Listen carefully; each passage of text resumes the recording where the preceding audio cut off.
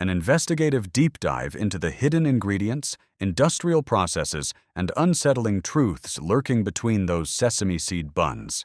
You're holding it in both hands. The bun is golden, slightly warm, just the right amount of soft. The patty looks thick, juicy, maybe a little charred around the edges. There's a slice of processed cheese, melted just enough to drape over the sides. A smear of sauce, a leaf of lettuce, a tomato ring. It looks like perfection. It smells like a Saturday afternoon. But before you take that first bite, ask yourself a simple question. Do you actually know what's in there? Not in a paranoid, tinfoil hat kind of way. In a very literal, honest, scientifically documented kind of way. Because the gap between what a burger looks like and what a burger is one of the most unsettling distances in modern food production. And once you cross it, you can never quite uncross it. Let's start with the obvious. The patty. You assume it's beef. And technically, yes. Most of the time it is. But beef is doing a lot of heavy lifting in that sentence. In commercial fast food burgers and even many supermarket frozen patties, the meat inside doesn't come from a single cow or even from 10 cows. It comes from hundreds. One study published in Consumer Reports found that a single commercially processed beef burger patty can contain DNA from up to 100 different animals. The reason is simple. Industrial meat processing grinds together trimmings from multiple slaughterhouses, mixing them into a homogeneous mass before packaging or freezing. This matters more than it sounds. When meat from hundreds of animals is combined, any contamination from a single source spreads across the entire batch. This is why E. coli outbreaks linked to ground beef are so catastrophically wide. One infected carcass can contaminate thousands of pounds of product distributed across dozens of states or countries. But the raw material is just the beginning. To bulk up volume, reduce cost, and improve what food scientists call mouthfeel, many commercial ground beef products are injected with or mixed with pink slime, technically called lean finely textured beef, LFTB. This is a paste-like substance made from the fatty bits of beef that remain after the primary cuts are removed. These scraps are heated, spun in a centrifuge to remove fat, and then treated with ammonium hydroxide, a chemical compound, to kill bacteria. The USDA considers it safe. Critics call it industrialized filler. Either way, it was once in roughly 70% of ground beef sold in American grocery stores, and while public outrage in 2012 forced some reduction, it hasn't disappeared. The bun seems innocent. Bread, right? Flour, yeast, water, a little sugar. Except look at the ingredient list on a fast food bun, if you can find it, and you'll encounter a small army of compounds you'd never find in a home kitchen. Azotocarbonamide is one of them. It's a chemical used as a dough conditioner to make bread fluffier and more shelf-stable. It's also used in the manufacturing of foam plastics and yoga mats. The EU banned it from food products. Canada banned it. The United States still allows it. When Subway announced they were removing it from their bread in 2014 after a petition went viral, it made international headlines, mostly because the public had no idea it had been there to begin with. Then there's high-fructose corn syrup, lurking in both the bun and the ketchup and the special sauce. HFCS is cheaper than sugar and has a longer shelf life, which makes it beloved by manufacturers and increasingly contested by nutritionists. Research links high consumption of HFCS to insulin resistance, liver disease, and obesity, though the food industry has spent considerable energy disputing each of those links. The bun may also contain calcium propionate, a mold inhibitor, sodium stearoyl lactylate, a dough conditioner derived from lactic acid and fatty acids, and datum, diacetyl tartaric acid esters of mono and diglycerides, which is another emulsifier that helps maintain texture during industrial baking and shipping.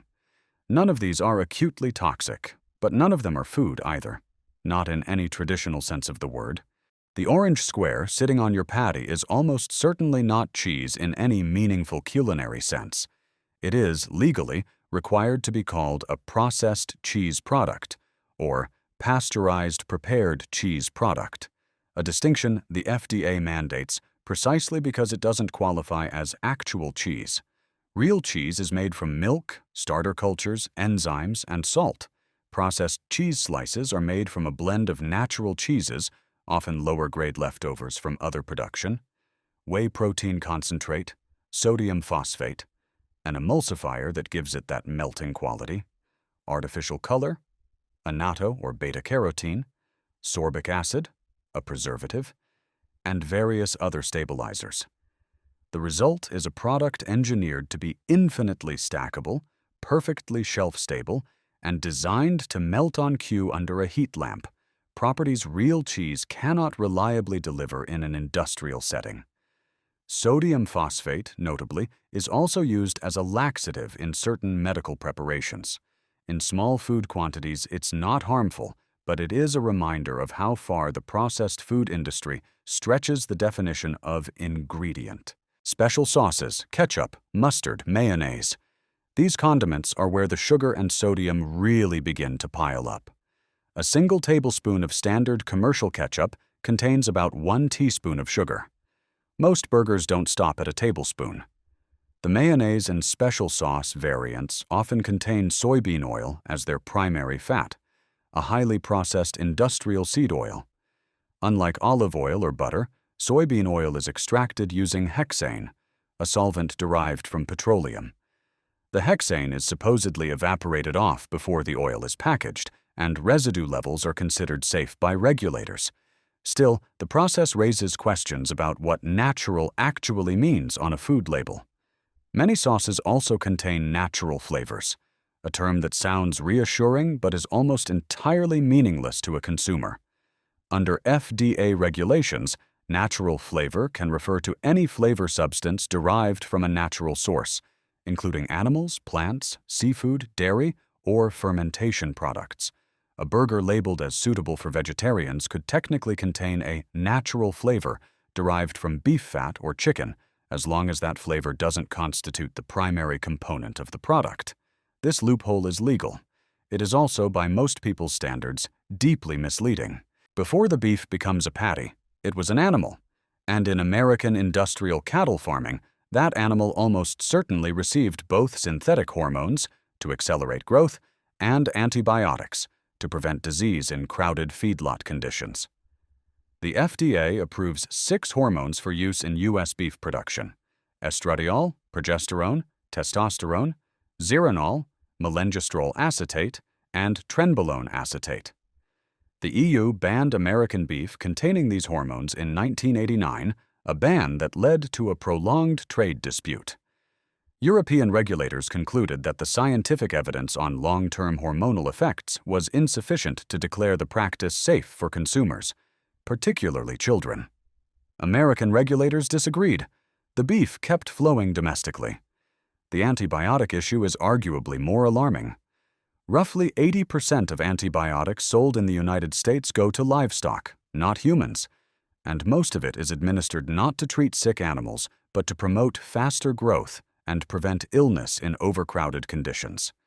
This mass, low-dose antibiotic use is widely considered a primary driver of antimicrobial resistance, the evolution of bacteria that no longer respond to the drugs we depend on to treat human infections. The World Health Organization has called antibiotic resistance one of the greatest threats to global public health.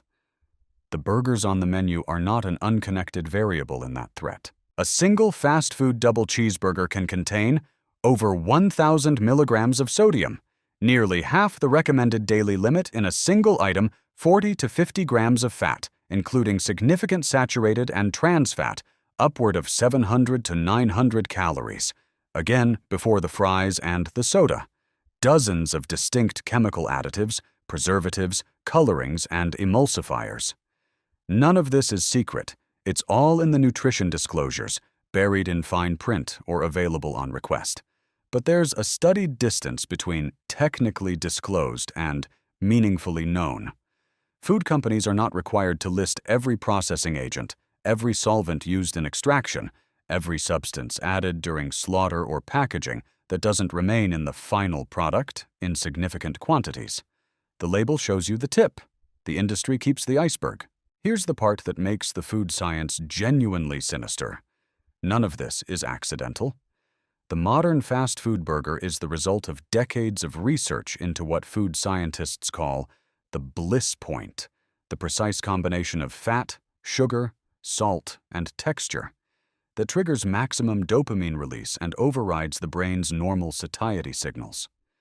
Howard Moskowitz, the food industry consultant who famously applied this research to products like Prego spaghetti sauce and Dr. Pepper, helped pioneer an approach to food design that treats consumers not as people to nourish, but as biological systems to exploit. The result is food engineered to make you hungry again before you're finished eating it. The bun melts away too fast for your jaw to register fullness. The salt triggers thirst, which you satisfy with a sugary drink that further spikes insulin and appetite. The specific fat-to-protein ratio is calibrated so your body never quite achieves the satiation signal it would get from a home-cooked meal. This isn't conspiracy theory. It's documented in industry research, explored in detail in Michael Moss's Pulitzer Prize-winning book Salt, Sugar, Fat, and increasingly acknowledged by food industry insiders who have gone public. The goal here isn't to make you never eat a burger again. A burger, eaten occasionally, will not kill you. The human body is remarkably resilient against occasional exposure to industrial food chemistry. But the occasional part matters, and the knowing part matters more. If you eat burgers regularly, consider sourcing your beef from a local butcher who can tell you where the animal came from. Ideally, one raised without routine antibiotics or growth hormones. Grind it yourself, or have them grind it in front of you, eliminating the multi-animal contamination problem entirely. Make your own bun from flour, yeast, water, and salt. It takes 90 minutes, and the ingredient list is 4 items long. When you eat out, look for restaurants that are transparent about their sourcing. The language matters: grass-fed, no added hormones, no routine antibiotics, and never-ever programs, which prohibit antibiotics at any point in the animal's life, are all meaningful distinctions, not just marketing. And when none of that is possible, when the burger in front of you is just a burger, from wherever burgers come from, eat it with open eyes. Enjoy it, but know what it is. Because the scariest thing about what's inside your burger isn't any single ingredient. It's the system that put it there and the assumption that you'd never look. The next time someone hands you a burger, remember, you are not just eating food. You are eating an industry's best guess at what you'll tolerate without asking questions. Ask the questions.